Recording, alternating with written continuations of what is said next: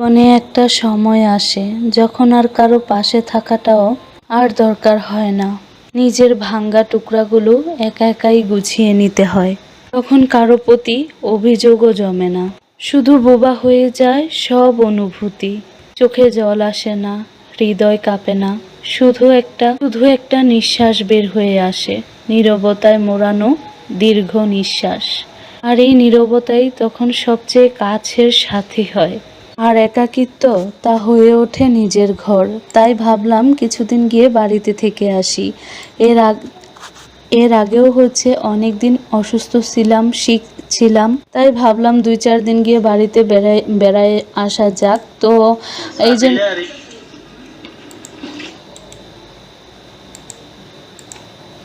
এই জন্য গত কয়েকদিন ধরে নিয়মিত ভিডিও শেয়ার করতে পারি না, আপনাদের সাথে কোনো ব্লগও শেয়ার করতে পারি না। এছাড়াও তার আগে অনেক দিন শিখছিলাম, তো সব মিলিয়ে রেগুলার ভিডিও দেওয়া হয় না। তো এই তো আমি আপনাদের সাথে কিছু আমি এখানে লম্বা বেগুনের চারা বীজ এগুলো, লম্বা বেগুনের বীজ, ফুলকপি, ব্রোকলি এগুলার বীজ ফেলেছিলাম, সেগুলোই তুলে নিচ্ছি। তো ঘরের মধ্যে কোনো মাছ নাই, তো সব মাছ শেষ হয়ে গিয়েছে। তো কি রান্না করব ভাবতে ভাবতে তো এমন সময় দুপুরে রান্না বান্না শেষ করে ফেলেছি। তো গ্রামের মধ্যে মাছ নিয়ে যে হাঁড়িতে করে ফেরি করে বিক্রি করে, তো সেখান থেকে আপনাদের ভাইয়া গিয়ে 1 কেজি কাচকি মাছ কিনে নিয়ে এসেছে। তো আজকে 1 কেজি কাচকি মাছ আমি 7 তরকারি করলাম। তো 5 তরকারি 5 ভাগ ফ্রিজে রেখেছি, আর 1 ভাগ করেছি চাপিলার তরকারি, আর 1 ভাগ রান্না করলাম। তো এই মোট 7 ভাগ, 5 ভাগ কাচকি রেখেছি, 1 ভাগ চাপিলা রেখেছি, আর 1 ভাগ কাচকি আজকে রান্না করেছি। মোট 1 কেজি মাছকে 5 প্যাকেট করেছি। তো আমি যেহেতু অসুস্থ ছিলাম, আর এইগুলো যেহেতু কোনো কাটতে হয় না, একদমই ছোট মাছ, কাচকি মাছ কিন্তু আমার খুবই বেশি পছন্দের একটা মাছ। তো এই জন্য আমি গোসল করতে চলে গিয়েছিলাম। অন্যান্য যে রান্নাবান্না করেছিলাম ওইগুলো করার পর গোসল করতে চলে গিয়েছিলাম, আর মাই মাছগুলো কাটছিল।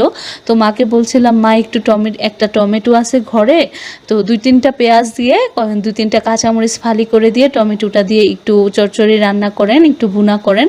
অনেক দিন এমন করে খাওয়া হয় না, অনেক দিন পর কাচকি মাছ রান্না করা আমাদের বাড়িতে। বিশেষ করে আমার শাশুড়ি মায়ের হাতের ছোট মাছ ভুনা অনেক বেশি মজা হয়। ঠিক আমার মায়ের মতো, আমার মায়েরও ছোট কাচকি মাছ ভুনা করলে অনেক বেশি মজা লাগে খেতে। আমার মায়ের হাতেরটাও অনেক বেশি মজা হয়, আবার আমার আন্টির হাতেরটাও অনেক মজা হয়। তো জানি না, হয়তোবা আমার কাচকি মাছ অনেক বেশি পছন্দ, এই জন্যই হয়তোবা এত ভালো লাগে। তো এই তো মা পেঁয়াজ টমেটো দিয়ে ভালো করে হলুদ মরিচ লবণ এগুলো দিয়ে ভালো করে কষিয়ে নিচ্ছে। তো অনেক দিন ধরে আপনাদের সাথে তো ওইরকমভাবে কোনো ব্লগ শেয়ার করতে পারি না। তো আপু ভাইয়ারা কেমন আছেন আপনারা? আমি কিন্তু নিজে নিয়মিত ভিডিও শেয়ার না করলেও আপনাদের ভিডিও কিন্তু আমার দেখা হয়, তবে হয়তো ব্যস্ততার কারণে সবসময় কমেন্ট করে হয়ে ওঠে না। আশা করি আপনাদের কাছে আমার ভিডিওটাও ভালো লাগবে, আর একটি লাইক দিয়ে পুরো ভিডিওটি কন্টিনিউ করবেন। আর পুরো ব্লগটি দেখার পর যদি আমার দেখানো কোনো কথা, কোনো কাজ, কোনো রান্নাবান্না, বাহিরের কোনো প্রকৃতি, আমাদের ক্ষেতের শাক সবজি বা যাই আমি দেখাই, আপনাদের কাছে যদি একটুও ভালো লাগে তাহলে আমার চ্যানেলটি সাবস্ক্রাইব করে যাবেন। এই যে বাড়ি থেকে কচুরলতি এনেছিলাম, তো কচুরলতি শুটকি দিয়ে রান্না করেছি। তারপর মা গাছের পেঁপে দিয়ে দিয়েছিল। তারপর ফ্রিজ থেকে আমাদের মেঘনা নদী থেকে আব্বু অনেকগুলো বড় বড় শিং মাছ এনেছিল, তো শিং মাছ দিয়ে দিয়েছিল। তো আমাদের বাড়ির পেঁপে, তারপর শিং মাছ দিয়ে রান্না করেছিলাম। মেঘনা নদীর দেশি শিং মাছ যেটাকে বলে আর কি, একদম দেশি যে ওঠে সকালবেলা, তাজা মাছ, হরেক রকমের দেশি মাছ। তো মা মাছ দিয়ে দিয়েছিল, তো আমি পেঁপে দিয়ে শিং মাছ দিয়ে রান্না করেছিলাম। আর তারপর কচুরলতি শুটকি দিয়ে রান্না করেছিলাম। আর এখন ওই যে পরদিনে বিকেলবেলা কাচকি মাছ আনা হয়েছিল, তো সেই কাচকি মাছগুলো মা পেঁয়াজ টমেটো কাঁচামরিচ দিয়ে ভুনা করছে। তো সময়ের অভাবে আর ধনিয়া পাতা আনতে যাওয়া হয় নাই। আর বিলাতি ধনিয়া পাতাটা দিলে আমার শ্বশুর আব্বু খেতে চায় না, কিন্তু আমাদের ঘরের বাকি 3 জনের, আমার শাশুড়ি মায়েও বিলাতি ধনিয়া পাতার ফ্লেভারটা খুব ভালো লাগে আমাদের কাছে। তো এই তো বাবার জন্য আর দেওয়া হলো না। আর একটু তাড়াহুড়া করে যেহেতু রান্না করছিলাম, কারণ 4টার মতো বেজে গিয়েছিল খেতে খেতে দুপুরে খাবার। তো ইদানিং দেখা যায় যে আমরা সকালবেলা খাই রুটি, আর দুপুরবেলা হচ্ছে ভাত খাই, আর রাতে কেউই হচ্ছে কোনো কিছু খায় না।